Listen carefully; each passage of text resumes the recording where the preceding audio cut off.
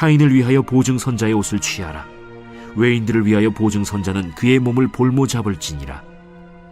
속이고 취한 음식물은 사람에게 맛이 좋은 듯하나 후에는 그의 입에 모래가 가득하게 되리라. 경영은 의논함으로 성취하나니 지략을 베풀고 전쟁할지니라. 두루 다니며 한담하는 자는 남의 비밀을 누설하나니 입술을 벌린 자를 사귀지 말지니라. 자기의 아비나 어미를 저주하는 자는 그의 등불이 흑암 중에 꺼짐을 당하리라. 처음에 속히 잡은 산업은 마침내 복이 되지 아니하느니라. 너는 악을 갚겠다 말하지 말고 여호와를 기다리라. 그가 너를 구원하시리라. 한결같지 않은 저울 주는 여호와께서 미워하시는 것이요 속이는 저울은 좋지 못한 것이니라. 사람의 걸음은 여호와로 말미암나니 사람이 어찌 자기의 길을 알 수 있으랴. 함부로 이 물건은 거룩하다 하여 서원하고 그 후에 살피면 그것이 그 사람에게 덫이 되느니라. 지혜로운 왕은 악인들을 기질하며 타작하는 바퀴를 그들 위에 굴리느니라. 사람의 영혼은 여호와의 등불이라 사람의 깊은 속을 살피느니라. 왕은 인자와 진리로 스스로 보호하고 그의 왕위도 인자함으로 말미암아 견고하니라. 젊은 자의 영화는 그의 힘이요 늙은 자의 아름다움은 백발이니라. 상하게 때리는 것이 악을 없이 하나니 매는 사람 속에 깊이 들어가느니라. 샬롬. 오늘도 하나님 말씀을 묵상하는 중고등부 친구들과 성도님들을 축복합니다. 오늘은 잠언 20장 16절에서 30절 말씀 묵상 포인트를 가지고 말씀을 통해서 하나님께서 우리에게 주시는 교훈과 또 은혜를 묵상하고 또 나누도록 하겠습니다. 오늘 두 가지로 함께 하나님의 말씀 묵상하도록 하겠습니다. 오늘 첫 번째 나눌 묵상 포인트는 하나님 보시기에 좋지 못한 속이는 저울입니다. 속이는 저울은 하나님 보시기에 좋지 못한 것이다 라는 겁니다. 오늘 17절, 속이고 취한 음식물은 사람에게 맛이 좋은 듯하나 후에는 그의 입에 모래가 가득하게 되리라. 속이고 취한 음식물은 직역하면 바로 속임수로 얻은 빵이라는 뜻입니다. 여러분, 속임수로 얻은 빵은 맛이 좋을 것 같지만 그 후에는 모래를 씹는 상황이 생긴다는 거죠. 우리 중고등부 친구들에겐 굉장히 생소할 수 있지만 목사님이 어릴 때 아마 이 영상을 보는 많은 어른들은 아마 생각나실 겁니다. 여러분, 예전에 밥에 돌멩이가 안 들어간 적이 없었죠. 예전에 참 많이 밥에 돌멩이가 있었습니다. 아무리 어머니가 열심히 닦아도 잘 걸러지지 않았었죠. 자, 이빨도 아프지만 여러분, 밥과 돌멩이가 섞였을 때의 느낌이 그렇게 유쾌하지 않습니다. 물론 이렇게 씹혀서 먹기는 해요. 그냥 먹습니다. 먹기는. 그런데 생각보다 그 맛이나 식감이나 이 느낌이 좋지 않다는 거죠. 그런데 밥이 아니라 입안에 모래가 있다는 것은 도대체 어떤 느낌일까요? 여러분, 속여서 얻은 빵을 먹을 때는 아마 아주 맛있었을 겁니다. 그런데 그 후에는 모래를 먹는 것과 같다라고 말씀하십니다. 처음에는 속이고 취하는 것이 그게 빵이든 재물이든 그게 무엇이든 간에 여러분, 비겁하고 치사하고 나쁜 방법으로 얻은 것은 나름대로 처음에는 짜릿하고 만족도 있을 수 있습니다. 하지만 결국에는 모래를 먹은 것 같이 불편하고 괴로울 것이다 라는 잠언인 거예요. 여러분, 같은 맥락에서 오늘 본문 23절도 한번 보시면 한결같지 않은 저울 주는 여호와께서 미워하시는 것이요 속이는 저울은 좋지 못한 것이니라. 여러분, 속이고 취하는 것, 여러분 마치 한결같지 않은 여러분 추와 같다라고 말씀하십니다. 여러분, 저울의 추가 자기 마음의 상태에 따라 이렇게 바뀌고 저렇게 바뀐다면 여러분, 누가 그 저울을 믿고 무게를 재겠습니까? 여러분, 세상은 남들보다 더 앞설 수 없고 또 높아질 수 있다면 적당히 반칙해도 된다고 우리들에게 말합니다. 그렇게 유혹해요. 그렇게 얻게 되는 우리의 삶의 유익들이 정말 우리에게 달콤하기만 하겠냐라는 거죠. 여러분, 그것은 언젠가 반드시 입에 모래가 가득한 것처럼 여러분, 우리를 괴롭게 할 것이다 라는 겁니다. 고통스럽고 답답하고 당황스럽게 만들 겁니다.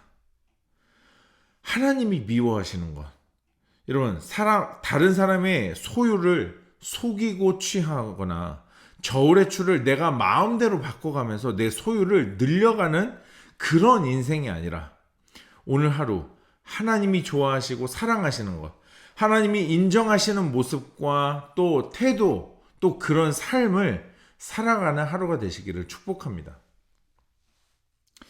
두 번째로 함께 나눌 묵상 포인트는 여호와를 기다리라입니다. 여호와를 기다리라. 오늘 본문 22절, 24절 그리고 27절 말씀을 한번 보겠습니다. 먼저 22절입니다. 너는 악을 갚겠다 말하지 말고 여호와를 기다리라. 그가 너를 구원하시리라. 먼저 이 말씀은 우리에게 너무나도 지키기 어려운 말씀입니다. 여러분, 누가 나를 한 대 때린다면 나는 두 대를 때리고 싶은 게 인간의 본성입니다. 그러나 그렇게 때리기는커녕 오히려 하나님은 뭐라고 말씀하세요? 기다리라 말씀하십니다. 여러분, 우리는 평소 삶 속에서 이런 생각을 참 많이 합니다. 가정 안에서, 직장에서, 사람들과의 관계 속에서 말이죠. 너무 답답하고 또 너무 억울한데, 하지만 성경은 우리에게 스스로, 우리 자신이 스스로 복수할 것이 아니라 주님께서 그 문제를 처리해 주시기를 기다리라 라고 말씀하시는 겁니다. 이 구절은 하나님께서 우리를 구원하신다, 우리를 도우신다는 것을 약속하는 말씀입니다. 우리는 우리의 원수들에게, 나에게 악을 행한 자들에게 하나님께서 올바른 일을 행해 주실 것이다 라는 신뢰의 말씀이라는 거죠.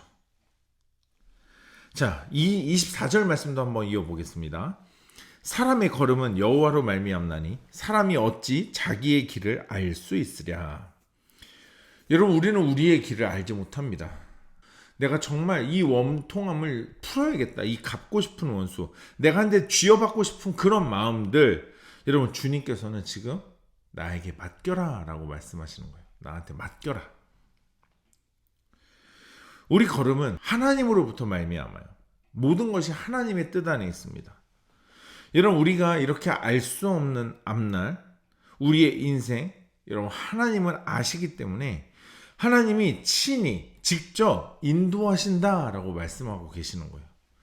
여호와로 말미암는 것이다 라고 오늘 하나님은 메시지를 던져주고 계시는 겁니다. 본문 27절도 한번 이어서 보도록 하겠습니다. 사람의 영혼은 여호와의 등불이라 사람의 깊은 속을 살피느니라. 사람의 영혼을 여호와의 등불로 깊은 속까지 들여다보신다, 살피시겠다 말씀하십니다. 하나님께서 우리의 깊은 모든 마음까지도 살피신다는 거예요.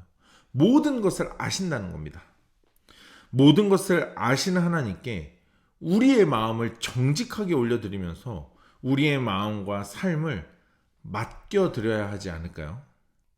여러분, 때로는 아마 이렇게 말씀하실 겁니다. 너무 억울하다, 이건 아니다.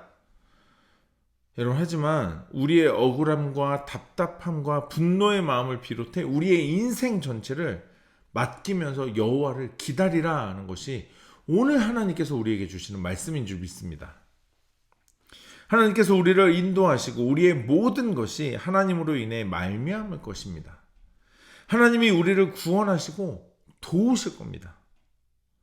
여러분, 오늘 하루 잠잠하게 주님을 믿음으로 기다리는 하루가 되시기를 축복합니다.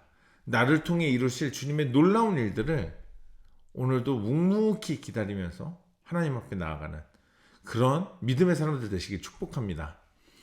이 묵상 포인트를 가지고 한 번 더 말씀을 깊이 읽으시면서 오늘 읽으시는 가운데 나에게 주시는 하나님의 뜻과 하나님의 말씀을, 하나님의 마음을 기록해 보시고 결단하면서 기도하는 시간 가져보도록 하겠습니다.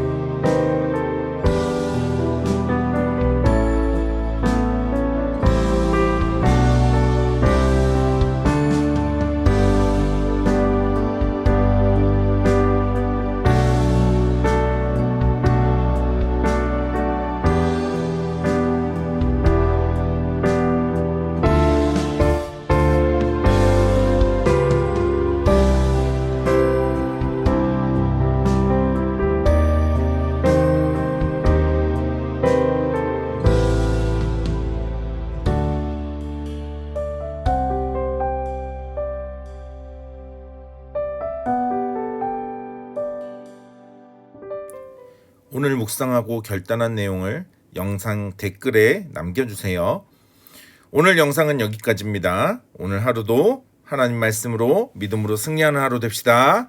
샬롬.